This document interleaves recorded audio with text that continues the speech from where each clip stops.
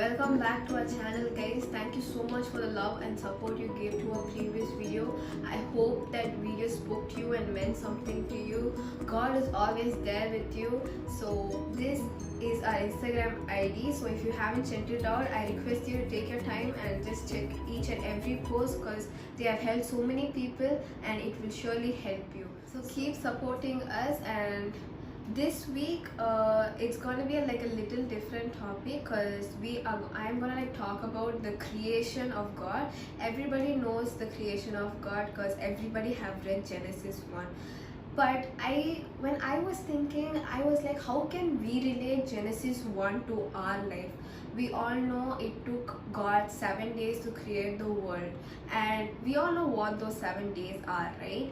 So in this video, I'm gonna tell you what those 7 days are, what actually does the 7 days tells us, and how can we compare that to our life. Okay, so what did God do in 7 days?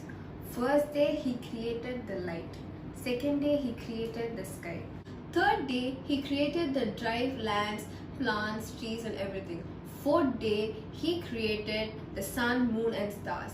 Fifth day he created the sea life and the birds. And sixth day he created land, animals and humans, which is of course us. And seventh day is the rest day.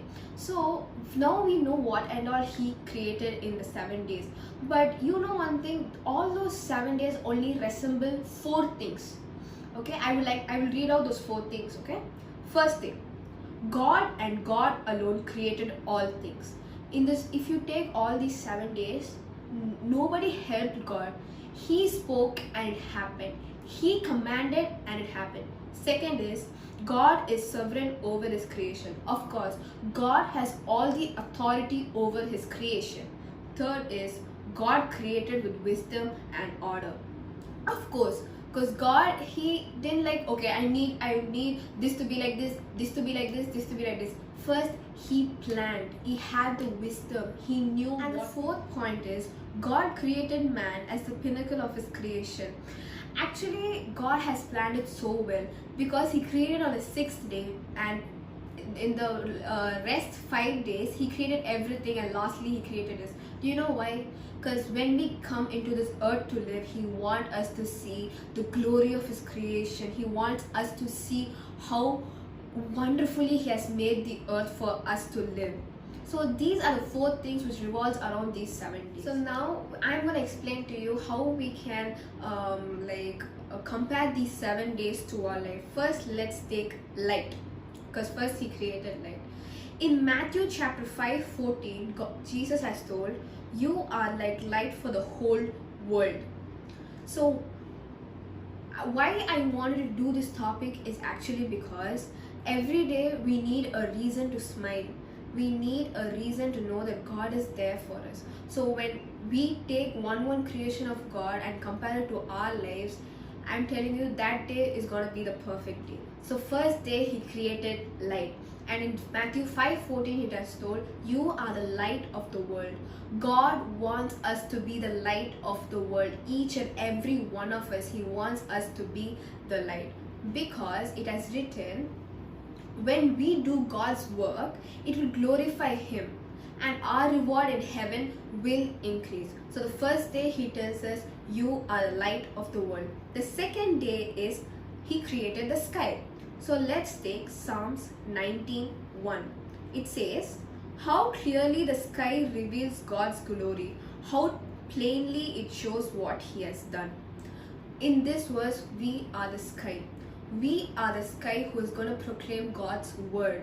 He wants us to be like the sky, because the sky tells all about God's glory. When we are sad or depressed, when we look at the sky, we see the clouds, the blue nature, or even when it's a night, we see the stars. And we wonder how wonderful God has created this world. In the exact same way, next time when we look up, we should know I am the sky, and God wants me to proclaim his word. So the third day, God created the dry lands and plants and etc.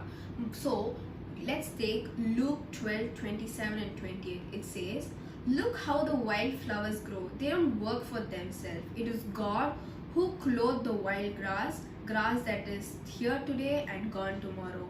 Won't he be all more sure to clothe you? How little faith you have. This is actually a good verse, because if God can take care of a flower and make sure the flower is clothed and it has everything it needs, how much more God can take care of us. God is telling us that you're more valuable than the flower that I clothe you. For instance, when we have a problem or when we have a need, who do we seek first? We don't seek God first. I can tell you, to be honest, I don't seek God first, because we are humans. We want to seek another human for help, because we want immediate answers, we want immediate solution. But the thing that we have to understand is immediate answers and immediate solution for our problems can only come through Christ, and that's like the correct solution. People and humans may tell many things, you do this, you do that, this can get all right, that will get all right. That's when you get confused, that's when you think, what should I do? And that's when you go to God. I'm telling you, why don't you go to God at the first place? You could have got the solution so easily. So that's what God is telling you, how little faith you have in Him. For our problems to get a solution, we must have faith in Him. When we have a problem and we go to Him, we tell our problem.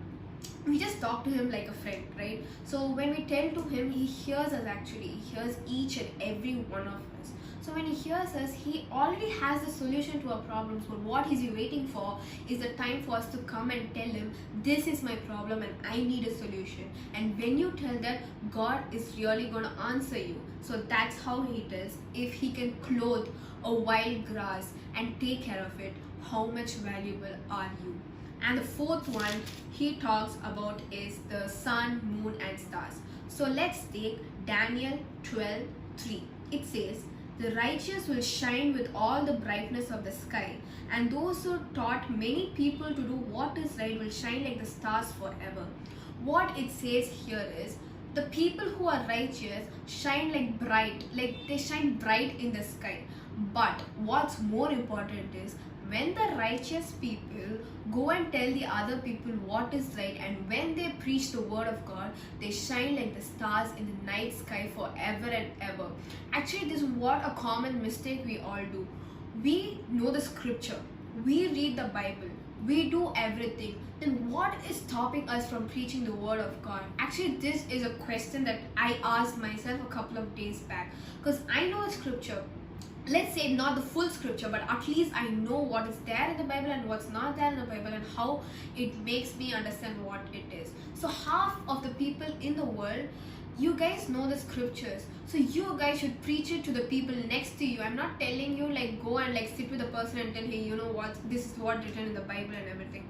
When that person is in a problem or he needs some advice, just tell him, this is what I learned from Bible. I think it may even help you. So when you tell something like that, that person will, because when we are in a problem, we are like ready to hear all solutions.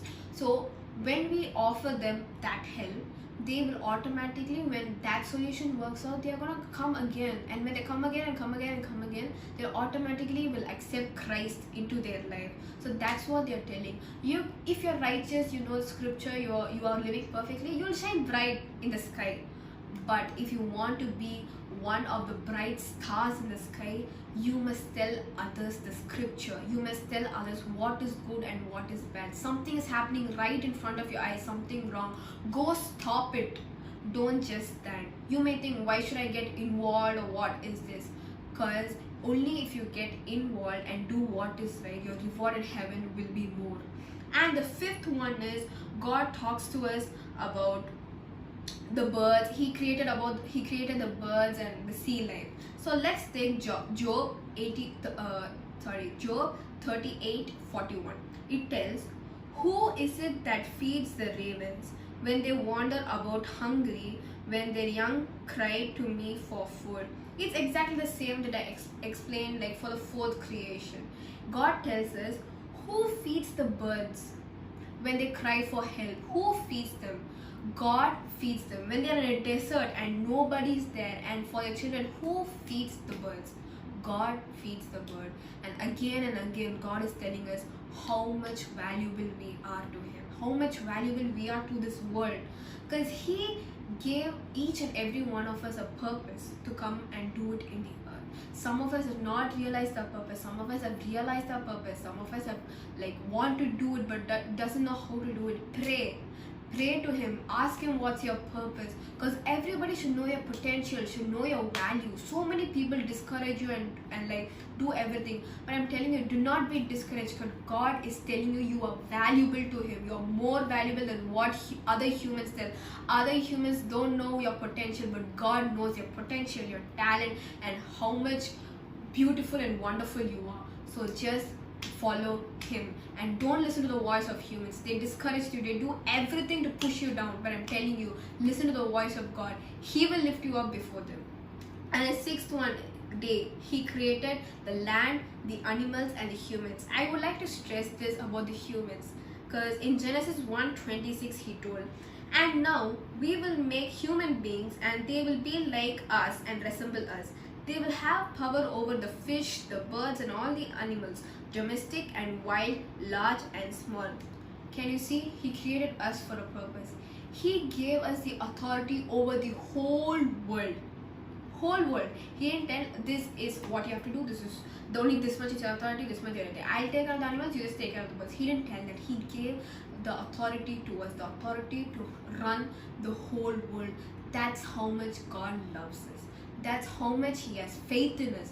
That's how much he trusts in us. But we humans, what we do, we don't do anything. Can you see there are so many injustice going around in this world? So many bad things are going around in this world. Of course, bad things happen for a reason. But why aren't we there to stop it? So God gave us the authority over the whole world. The question is, are we using that authority right? That's the question.